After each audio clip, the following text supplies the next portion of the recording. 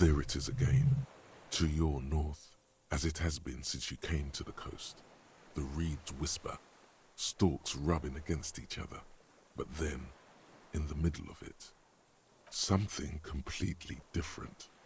It sounds like a bow, very slowly being drawn against the strings of a violin. A very small violin, made of reeds and rushes. Maybe there is room for 3 on the boat. What? What are you talking about? Is this really us? Your skin crawls.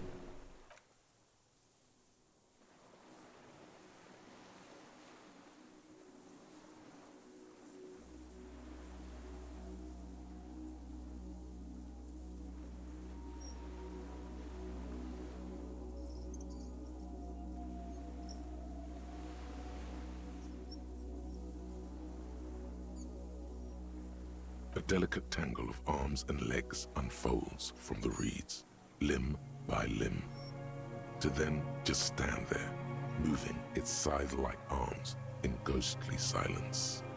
It's still there, an unfolding mechanism of reed-like chitin, hovering in place. What are you talking about? There's nothing there. The stick insect is over 3 meters tall. It looks straight at you with its tiny pinprick eyes and its grotesquely small head. You feel your legs shaking under you and your gun hand rise instinctively. Tell me what you see, damn it. I can't make out one small thing in the reeds. I can see it. 4 simple words, thank God. If he can see, then you're not insane. But that means it's really there, spinning slowly, in absolute silence, its limbs long and slender. Be very, very careful.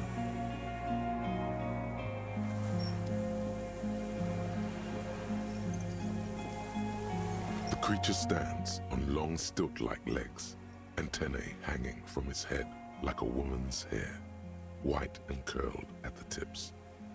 It is no more than 5 steps away from you. Reed-like tufts stick out of its joints. As the insect moves its forearms, it produces a faint hiss, like a reel-to-reel machine spinning after the tape breaks. The hiss is different from the strings you heard before. It says something else in a lower pitch. You smell. It is. You glance over your shoulder. The lieutenant holds a piece of milled aluminium. He begins to pull it open, extremely carefully. It's the camera. No, the flash will scare the creature off. Warn him now.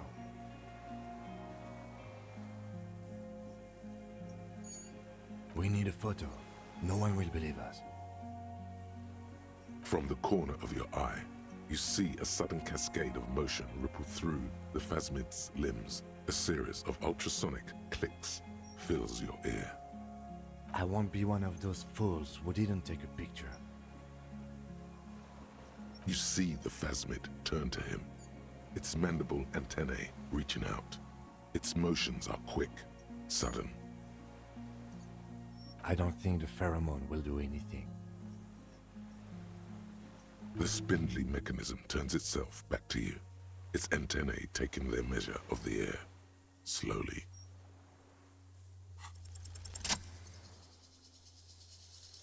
Slowly, with your breath held, you take 2 small steps toward the Phasmid. The creature lets out a series of ultrasonic clicks that swarm around your head like swallows. The tracheal system on the creature's abdomen expands in front of you to take in and expel air. It's smelling you. Hissing and clicking, it extends its mandible-like antennae to greet you. You're right below it now, looking up at the colossal chitin of its white limbs. The head of the creature is crowned by reeds, and its eyes are like small droplets of water. Maybe it is real, the pheromone. The insect's head is crowned with reed-like scales, the shape of seed heads. They rustle as the air moves. The ventricles at its abdomen continue expanding, like lunglets. Breathing you in, your sour, greasy semiochemicals on the breeze. The insect stops its stridulation, seeming to observe you. Below its crown of reeds, little pinprick eyes detect motion, glittering. The world stands still around you. Suddenly, there is silence. The invertebrate comes back to life, stridulating. Sets of complex eyes follow you, moving in tandem on either side of the insect's small head. No reply. A total ancient silence comes from its mouth, along with what appears to be some kind of foam. The stridulations of its limbs continue all around you.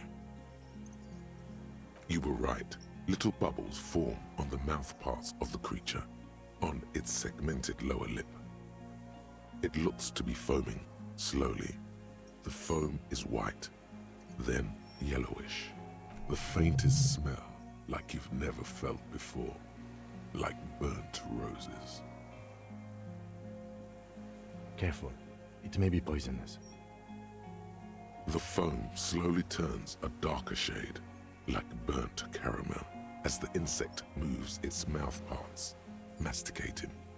The little bubbles begin to burst, one by one, letting out that same smell, like summer burning. Apricot blossoms, white blossoms erupting, a sensation like cold hands on your face. I exist.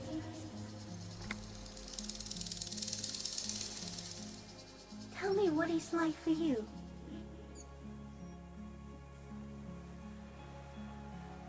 Fire? Where?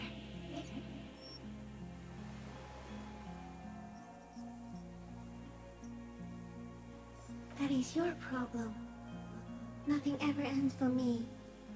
There is only room for 2, maybe 3 pictures in my mind. For me, it is a series of half-lit images, a kind of darkness being intruded upon, transient, dim, moist. So what if the next picture doesn't come? This creature is not the photographer, just the camera. Shapes of plants and animals, and internal sensations, a swarm of sounds, tiny vibrations on the inside of my forearms, all speak of complexities totally beyond my understanding.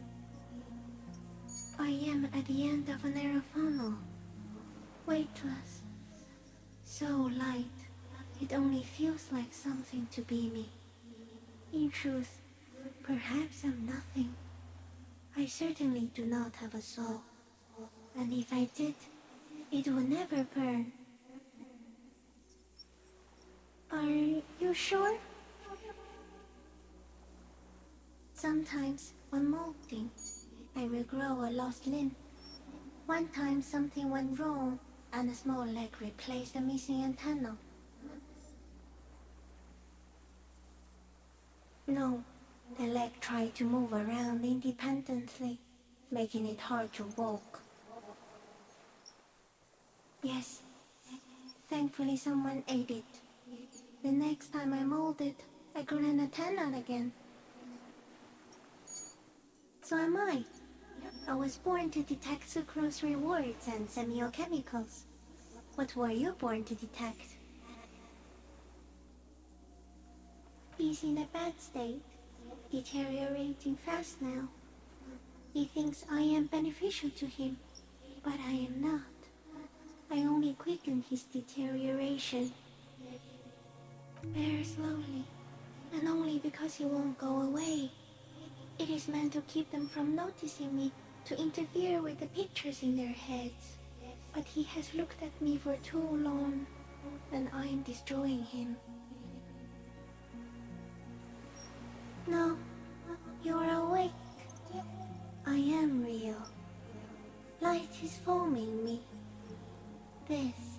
is real. Not even the birds know that. Not even the water lily.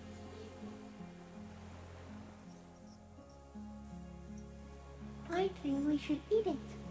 If it's a leaf, you can put it in your mouth. Or read. Yum yum. Wait, so Yes, they don't mind. Yes, I once cloned myself and ate the little ones. It was winter, and I woke up at the wrong time. It was an accident. I am an unknown species of the order Phantasmodia, endemic to the Insulindian Insula. For the last 350 years, I have hidden in plain sight, masquerading as the reeds, molding, cloning myself, unfolding at night to play with trash bins and boys.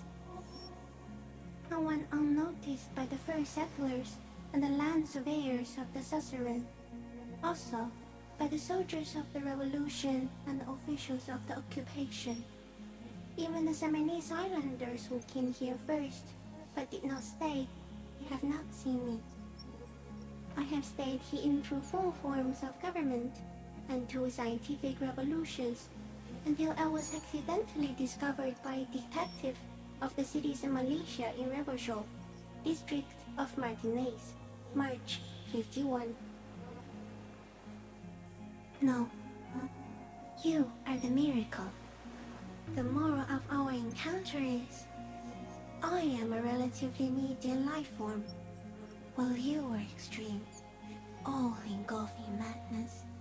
A volatile simian nervous system, ominously new to the planet. The Pale too came with you. No one remembers it before you. The Nidarians do not. The radially symmetrics do not. There is an almost unanimous agreement between the birds and the plants that you are going to destroy us all.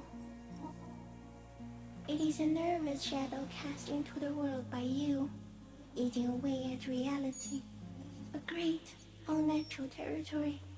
Its advent coincides with the arrival of the human mind. You are a violent and irrepressible miracle. The vacuum of cosmos and the stars burning in it are afraid of you. Give me enough time, you will wipe us all out and replace us with nothing. Just by accident. We suspect it will be something like the oxygen holocaust that wiped out anaerobic life 2.6 billion years ago, when organisms first started breathing. Only much worse. instead of air, you exhale thoughts. There are no trees that eat thoughts. Everything your eyes touch goes back there, behind the nose mirror. What if you blink?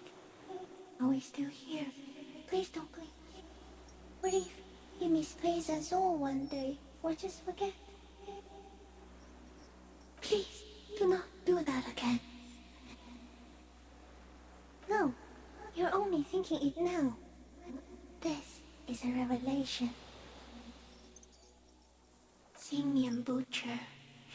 Soon, one of you will close your eyes and open them to see that none of this ever existed. It doesn't look like that, no. You're just staring at it. Okay. Is it somehow related to the case? I think we should take the picture, and then you should back away from the unstudied species. No, there is one more.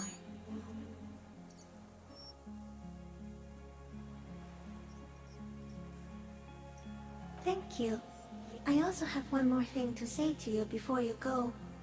That woman, turn from the ruin. Turn and go forward. For freedom. She was hell on earth. It doesn't take a 3-meter stick insect to tell you that. Okay.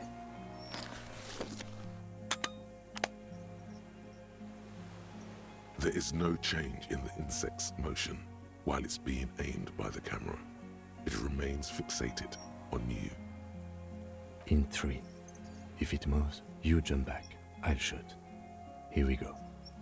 3, 2, 1.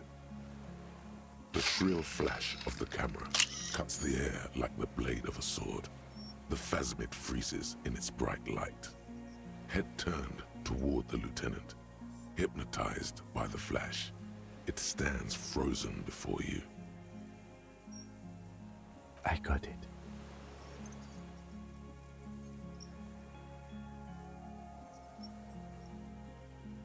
The antennae hang from a great height.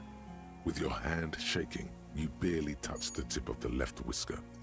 On contact, the chitin curls into a spiral, like the tip of a poison ivy. Its touch on your fingertip feels cold, ticklish. The sensation is electrifying, resounding through your body. It is surprisingly delicate, the curly end of the whisker, like a young vine. It's even a bit wet. Be careful, detective. It's moving. You were right. It glistens with some kind of moisture. The creature in front of you stays frozen. The limb before you is incredibly light, like eggshell. It's much lighter than a reed. You feel a soft push could tip the creature over. Its hollow exoskeleton collapsing. Warning! A sudden shiver passes the limb. Looks like the creature is awakening. Wave by wave from its stupor. Some sort of countdown process is happening. That's all you have time to think. Another shudder pulses through the creature's limbs. It jolts back to life, like a record continuing where it left off, in a swaying, praying motion. Even the small black pearls of its eyes do not stray from you.